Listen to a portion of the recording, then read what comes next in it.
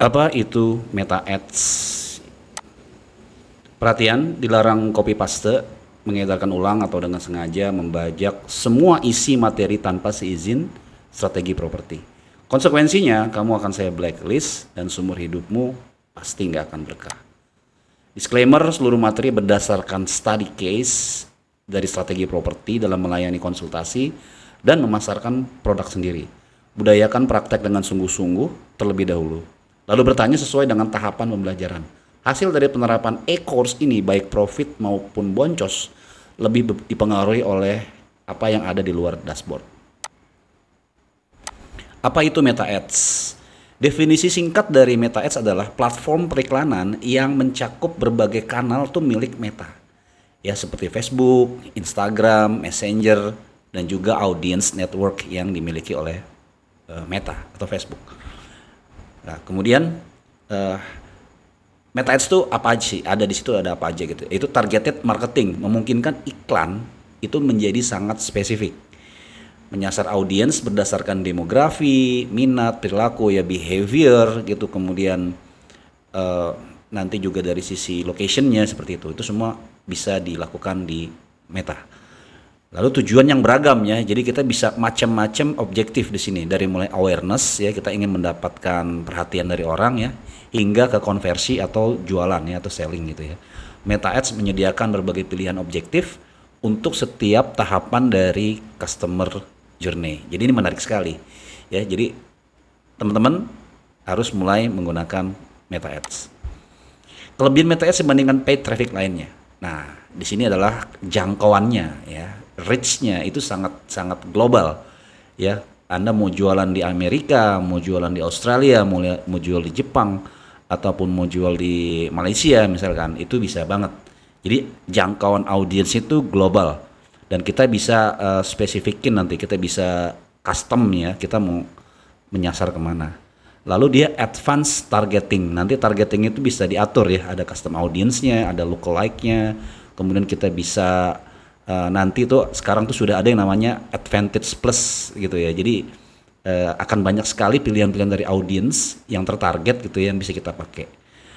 Lalu yang berikutnya, kelebihan dari Meta Ads adalah visual centric. Jadi dia menampilkan visual yang menarik gitu ya, karena dia nanti ada di beberapa platformnya dia ya, kayak di Instagram, kemudian di Facebook itu sendiri. Itu secara visual tuh ya muncul gitu, dan bahkan keunggulannya ada di situ gitu ya. Berbeda dengan misalkan Google gitu ya, yang mungkin fokusnya lebih ke teks gitu ya. Walaupun ada juga nanti di Google Pick-nya, tapi secara keseluruhan Facebook, Meta ini lebih unggul dari sisi visual. Kemudian analisa data yang mendalam ya. Jadi kita nanti bisa lihat sampai ke umurnya, kemudian ke lokasi, sampai ke platformnya yang dipakai apa, kemudian gadget yang dipakai apa gitu, kita bisa lihat sampai mendalam. Nah, lalu dia bisa integrasi dengan marketplace dan shop. Ini yang terkenal dengan iklan CPAS ya.